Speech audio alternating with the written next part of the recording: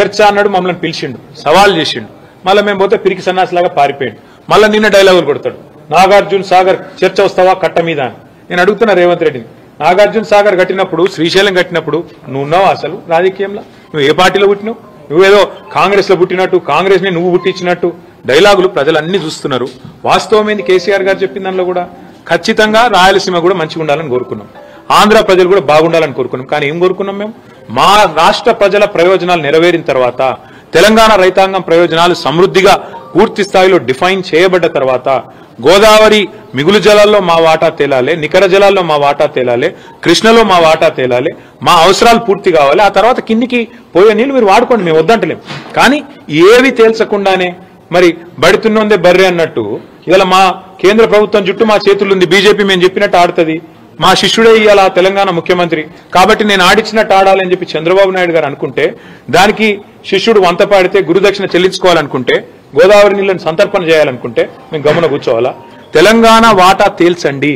కేంద్ర ప్రభుత్వం గోదావరిలో, కృష్ణలో మిగులు జలాల్లో మా వాటా ఎంత, ఏ ప్రాజెక్టు కేటాయింపు ఎంత, ఇవన్నీ కూడా గతంలో ఉండే అవార్డుల ప్రకారం తేల్చిన తర్వాత మీరేం చేసుకున్నా పర్వాలేదు. ఒకటే నదుల అనుసంధానం అనేది ఒక తేనె, దాన్ని మళ్ళొకసారి తెరపైకి తీసుకొచ్చి నదుల అనుసంధానం ఎప్పుడైనా అంతర్జాతీయ సూత్రాలు తీసుకున్నా, జాతీయ స్థాయిలో ఎప్పుడైనా కూడా ఇట్లాంటి వివాదాలు వచ్చినప్పుడు తీసుకున్న పరిష్కారాలు చూసినా, ఎప్పుడైనా ఏ బేసిన్ లో అయితే నది ప్రవహిస్తుందో ముందు ఆ బేసిన్ అవసరాలు తీరాలి. తీరినాకనే ఇంకొకడికి తీసుకుపోతే దానికి అర్థం ఉంటుంది. ఇలా గోదావరి బేసిన్ లో, కృష్ణలో మరి సింహభాగం మన దగ్గర ప్రవహిస్తుంది తెలంగాణలో. ఇక్కడ అవసరాలు తీరకుండానే ఇక్కడి పారిశ్రామిక అవసరాలు కానీ, ఇక్కడి సాగునీటి అవసరాలు కానీ, తాగునీటి అవసరాలు కానీ, ఇప్పుడు రేపటి రోజున హైదరాబాద్ లో కానీ, కరీంనగర్ లో కానీ, ఇంకా ఇతర పట్టణాల్లో కానీ 24/7 డ్రింకింగ్ వాటర్ ఇవ్వాలనేది మా కళ. మేము గతంలో కరీంనగర్లో ప్రయోగం చేసినాం కూడా. మరి అట్లాంటి అన్ని ఇంకా తేల్చకుండానే, ఎన్ని నీళ్ళు అవసరమైతే లెక్కలు తీయకుండానే కిందికి నీళ్లు వృధాగా పోతున్నాయి, మేము పట్టుకపోతామంటే ముందు బేసిన్ అవసరాలు తీరనియండి, బేసిన్ లో డెఫినేషన్ రానియండి. నికర జలాల్లో మా వాటా ఎంత, మిగులు జలాల్లో మా వాటా ఎంత, ఎవరు తేల్చాలి? ఇది కేంద్ర ప్రభుత్వం తేల్చాలి. కేంద్ర ప్రభుత్వం నియమించే మరి ట్రైబ్యునల్స్ తేల్చాలి. అవి తేలకుండానే మేము నీళ్లు కొంటపోతాం, మా చేతుల ఇలా కట్టి ఉంది కాబట్టి కట్టెతోని బర్రెని ఎటువంటి అదిలించకపోతాం, కేంద్ర ప్రభుత్వాన్ని రేవంత్ రెడ్డి జుట్టు మా చేతులు ఉంది కాబట్టి మేము ఆడిచ్చినట్టు ఆడతాం, మా కోవట్టు పరిపాలిస్తున్నాడు తెలంగాణ కాబట్టి ఫుట్బాల్ ఆడతామని చంద్రబాబు అనుకుంటే దాన్ని ఖచ్చితంగా వ్యతిరేకిస్తాం. తప్పేమున్నదన్న బనకచెర్ల విషయంలో మీరు కావాలని దుష్ప్రచారం చేస్తున్నారు, అక్కడ ఏమీ లేదు, అనవసరంగా ఇది రెండు ఏమీ లేకపోతే మాకు గొడవ ఆంధ్ర ప్రజలతో ఎంత మాత్రం లేదు. ఆంధ్రాలో ఉండేది కూడా రైతులే, ఆంధ్రాలో ఉండేది కూడా ప్రజలే, వాళ్ళ మంచి కోరుకునే వాళ్ళని తప్ప వాళ్ళ చెడు కోరుకోం. కానీ మేమేమంటున్నాం, తెలంగాణలో ప్రవహించే, సింహభాగం ప్రవహించే గోదావరిలో గాని, కృష్ణలో గాని మా హక్కు తేల్చండి అని కేంద్రాన్ని అడుగుతున్నాం. తప్పేముంది? మా హక్కు, మా వాటా తేలకుండా నికర జలాల్లో, మిగులు జలాల్లో ఇష్టం వచ్చినట్టు గుంజుకపోతామంటే కుదరదు అని చెప్తున్నాం. మరి మీరు చెప్పే స్ఫూర్తి కరెక్ట్ అయితే మరి కాళేశ్వరం కట్టినప్పుడు అడ్డుకున్నది ఎవరు? చంద్రబాబు నాయుడు కాదా? ఉత్తరాలు రాసింది ఎవరు? ఇదే ఆదిత్యనాథ్ దాస్ కాదా? ఉత్తరాలు రాసి కేంద్ర ప్రభుత్వంలో మీ పలుకుబడిని ఉపయోగించి మా ప్రాజెక్టులను అడ్డుకునే ప్రయత్నం చేయలేదా? మేము అడ్డుకుంటలేం. మేమేమంటున్నాం? ఇవాళ స్పష్టంగా మా వాటా తేల్చండి. రేవంత్ రెడ్డి అబ్బసొత్తు, తాత జాగీర్ కాదు గోదావరి నీళ్లు. రేవంత్ రెడ్డి ఇష్టం వచ్చినట్టు సంతర్పణ చేస్తానంటే తెలంగాణ ప్రజలు ఊకోరు. నెల రోజుల్లో కమిటీ వేస్తా. ఎవరిని అడిగేస్తున్నావు కమిటీ? ఎవరిని అడిగేసినావు కమిటీ? నువ్వు చంద్రబాబు చెప్పగానే కమిటీ వేస్తావు, కమిటీ 30 రోజుల రిపోర్ట్ ఇస్తుంది, కమిటీ ఇచ్చే రిపోర్ట్ ఫైనల్ అంటావా? ఎవరికి ఫైనల్? నీకు ఫైనల్ కావచ్చు, తెలంగాణ ప్రజలకు, తెలంగాణ రైతులకు ఎట్లా ఫైనల్ అవుతుంది? నీకు అదగానం ఉంటే నీ ఇంటి, నీ ఇల్లు అమ్మి చంద్రబాబుకు విగ్రహం కట్టు, మేము వద్దంటలేం. కానీ నువ్వు చేస్తున్నది ఏంది? తెలంగాణ ప్రయోజనాలు శాశ్వతంగా మరి నేను చంద్రబాబుకు ధారాదత్తం చేస్తానంటే మేము ఆంధ్ర ప్రజలకు వ్యతిరేకం కాదు, ఆంధ్ర రైతాంగానికి వ్యతిరేకం కాదు. కానీ తెలంగాణ రైతుల ప్రయోజనాలు నెరవేరే విధంగా ముందు కేంద్ర ప్రభుత్వం మీద ఒత్తిడి తెండి. నిన్న జరిగిన మీటింగ్ ఎపెక్స్ కౌన్సిల్ మీటింగ్ కూడా కాదు. మరి ఎపెక్స్ కౌన్సిల్ మీటింగ్ కాదు, ఇన్ఫార్మల్ మీటింగ్ అని ముఖ్యమంత్రి చెప్తున్నాడు. మరి ఇన్ఫార్మల్ మీటింగ్ లో తీసుకునే నిర్ణయం, అందులో వేసే కమిటీ, దానికి ఉండే చట్టబద్ధత, దానికి ఉండే ఆమోదయోగ్యత ఏ పార్టీదండి నాకు అర్థం కాదు. ఈ రకంగా అడ్డగోలుగా మాట్లాడి తెలంగాణ రైతాంగాన్ని కించపరుస్తా అంటే మేము ఊరుకుంటామా? సార్ ఇంకొకటి, కృష్ణా బోర్డు కూడా ఇప్పుడు ఆంధ్రప్రదేశ్ లో పెడతారా అంటారు, అది కూడా గొప్ప విజయం అని చెప్పుకుంటాడు. ఎంత సిగ్గుమాలిన పని అంటే, మొన్నటిదాకా బీఆర్ఎస్ ప్రభుత్వం ఉన్నంత కాలం 2 బోర్డులు హైదరాబాద్ లో ఉన్నాయి. Godavari river management board, KRMB 2 ఇక్కడనే ఉండే ఆఫీసు. ఇవాళ కేఆర్ఎంబిని ఆంధ్రాకు తరలించి, అది కూడా గొప్ప విజయం అని చెప్పుకుంటాడు ముఖ్యమంత్రి. ఇది నవ్విపోదురు కాక నాకేమి సిగ్గన్నట్టు ఉన్న ఆఫీస్ ఎత్తగొట్టి, ఉన్న ఆఫీస్ ఉడగొట్టి, సిగ్గు లేకుండా ఇంకా నేనేదో గొప్ప విజయం సాధించిన అని చెప్పి మాట్లాడితే ప్రజలకు అర్థం కాదనుకుంటున్నాడు రేవంత్ రెడ్డి. నేను అడుగుతా ఉన్నా. చివరిగా నేను అనేది, ఈ విషయంలో అందరికంటే ఎక్కువ బాధ్యత ఉన్నది కేంద్ర ప్రభుత్వానికి. వాళ్ళు స్పందించాలి. ఇట్లా ఇష్టం వచ్చినట్టు చంద్రబాబు ఆడిచ్చినట్టు ఆడతామని కేంద్రము, రేవంత్ రెడ్డి తల ఊపితే ఇక మిగతా సంగతి తెలంగాణ ప్రజలు చూసుకుంటారు. బీజేపీ సంగతి, కాంగ్రెస్ సంగతి తెలంగాణ ప్రజలు చూసుకుంటారు. 10 ఏళ్ల చేయని పని మేము చేస్తున్నాము. ఏం పని చేసిండు?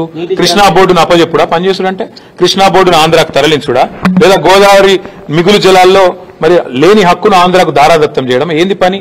లేకపోతే ఆంధ్ర ప్రాజెక్టులకు ఆనాడు ప్రతిపాదిస్తూ తెలంగాణ ప్రాజెక్టులను వ్యతిరేకిస్తూ ఎవరైతే ఉత్తరాలు రాసిండో ఆయన తీసుకొచ్చి సాగునీటి సలహాదారుగా పెట్టడమా?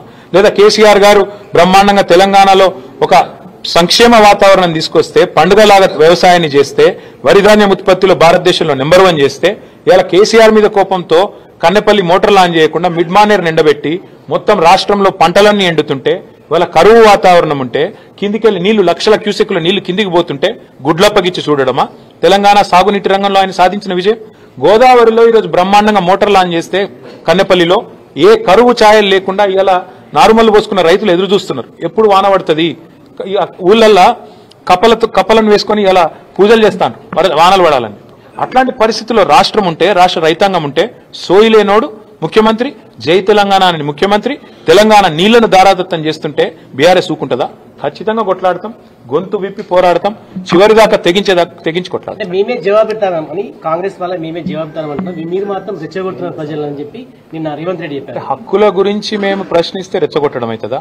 గోదావరి నీళ్లలో మిగులు జలాల్లో తెలంగాణ వాటా ఎంత? తెలంగాణ ప్రభుత్వం అడిగింది ఎంత? నిన్నటి మీటింగ్ లో కేంద్ర ప్రభుత్వం చెప్పింది ఏంది? ఏతి తేలకుండానే 30 రోజుల్లో కమిటీ వేస్తా, కమిటీ రిపోర్ట్ ఇచ్చి తెలంగాణ ప్రాజెక్టులేమో దశాబ్దాల పాటు, 1 కాదు 2 కాదు, దశాబ్దాల పాటు అంతర్రాష్ట్ర వివాదాల పేరిట ఇంతకుముందు సోదరుడు చెప్పిన ఇచ్చంపల్లి గాని, దేవాదుల గాని, ఇంకా తొమ్మిడిహట్టి గాని, ఇంకోటి గాని, ఇవన్నీ కూడా అంతర్రాష్ట్ర వివాదాల పేరిట దశాబ్దాలు నలిగినా రేవంత్ రెడ్డి కాంగ్రెస్ కి చీమగుట్టినట్టు అనిపించేది. కానీ చంద్రబాబు అడగంగానే 30 రోజుల్లో రిపోర్ట్ రావాలి, 31వ రోజు గోదావరి జలాలు కింది కురకాలి, పొంగి పొరలాలి, తెలంగాణ మాత్రం ఎండాలి. ఇదా నీతి? అందుకే మేము అంటున్నాం, ఎవడు అబ్బసొత్తని ఇస్తావు నువ్వు గోదావరి జలాల మీద హక్కు? ఎవడు చెప్పిండు నీకు 30 రోజుల కమిటీ ఒప్పుకోమని? ఆ కమిటీ జనరల్ ఏ కమిటీ అయినా, ఆఫీసర్స్ కమిటీ కానీ, ఎక్స్పర్ట్స్ కమిటీ కానీ, it is merely advisory in nature. వాళ్ళు చెప్పేది ఏది కూడా అల్టిమేట్ గా ప్రభుత్వం మళ్ళీ చర్చ పెట్టి అసెంబ్లీలో, కేబినెట్ లో, ప్రజా సమక్షంలో అవసరమైతే అఖిలపక్షం పెట్టి ఒప్పించి మెప్పించి మన హక్కుల గురించి ఏం చేస్తున్నామో తెలంగాణ ప్రజలకు చెప్పి పారదర్శకంగా ఆ తర్వాత జెండా ఊపాలి. సిగ్గు శరం ఉంటే రేవంత్ రెడ్డికి, ఏమన్నా సిగ్గు ఇజ్జత్ మానం ఉంటే, నిన్న ఏమన్నాడండి ఆంధ్ర ఇరిగేషన్ మినిస్టర్ రామానాయుడు గారు అనుకుంటా ఆయన పేరు, బయటకు వచ్చి ఏం చెప్పిండు? ఇక ఆంధ్రప్రదేశ్ ఎడిషన్ లో పేపర్లు ఏం రాసినాయి? చంద్రబాబు నాయుడు గారు ఏం చెప్పారు? సాక్షి తీయండి, ఈనాడు తీయండి, ఆంధ్రజ్యోతి తీయండి, ఆంధ్ర ఎడిషన్ చూడండి, స్పష్టంగా చెప్పిండు చంద్రబాబు నాయుడు గారు. మీటింగ్ పెట్టిందే బనకచెర్ల కోసం, ఎజెండా నెంబర్ 1 బనకచెర్ల కాదంటాడా రేవంత్ రెడ్డి? అజెండా ఐటమ్ చూపెట్టమంటారా? ఇప్పుడు నెంబర్ 1 ఐటమే బనకచెర్ల లేదని బుకాయించడం ముఖ్యమంత్రికి తగునా? నిమ్మల రామానాయుడు గారు బయటకు వచ్చి చెప్పినారు, ఆంధ్ర ఇరిగేషన్ మంత్రి గారు, మేము అడిగిన బనకచెర్ల గురించి రేవంత్ రెడ్డి ఒప్పుకున్నాడు, కమిటీ వేసినాం, 30 రోజుల్లో ఓడిచిపోతుంది, 31వ రోజు మా శిష్యుడే కాబట్టి ఆడిచ్చినట్టు ఆడతాడు, ఆయన జుట్టు మా చేతులుంది, ఓటుకు నోటు కేసు ఇంకా ఉన్నది కాబట్టి ఏమన్నా చేస్తాం అని ఫుట్బాల్ ఆడుతున్నారు. చంద్రబాబు కోవట్ను పెట్టుకుని ఇలా తెలంగాణ ప్రజల ప్రయోజనాలు, తెలంగాణ రైతుల ప్రయోజనాల పట్ల శాశ్వతంగా విద్రోహం చేసే ప్రయత్నం చేస్తున్నారు. అర్థం కాదు ఏముంది. నిజం చెప్తున్నారు, మీరు అనుకుంటున్నారా? పొరపాటు. రేవంత్ రెడ్డికి శాపం ఉన్నది, నిజం చెప్తే తల 1000 ముక్కలు అవుతుందట.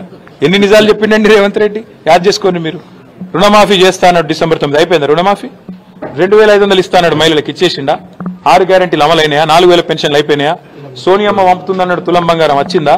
స్కూటీలు వచ్చినాయా? ఏదొచ్చింది ఒకటి చెప్పండి నాకు.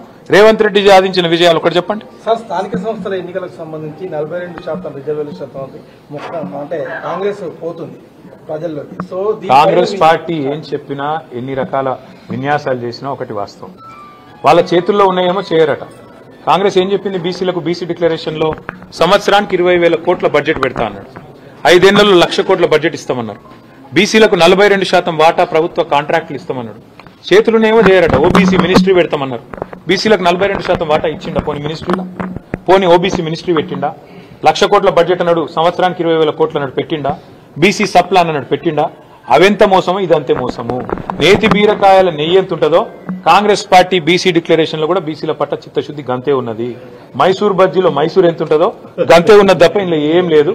బీసీలను మళ్ళొక్కసారి ఘరానా మోసంతో, ఒక కపట మోసంతో 42% రిజర్వేషన్ల పేరిట అది చెల్లదని తెలిసి ఇలా చిల్లర ప్రయత్నం ఏదైతే రేవంత్ రెడ్డి చేస్తుండో అది ఖచ్చితంగా బీసీ సోదరులే రేపు స్థానిక సంస్థల ఎన్నికల్లో బుద్ధి చెప్తారు. ఎందుకంటున్నా ఈ మాట అంటే గతంలో ఇదే రేవంత్ రెడ్డి గారు శాసనసభలో ఏం చెప్పిండ్రు?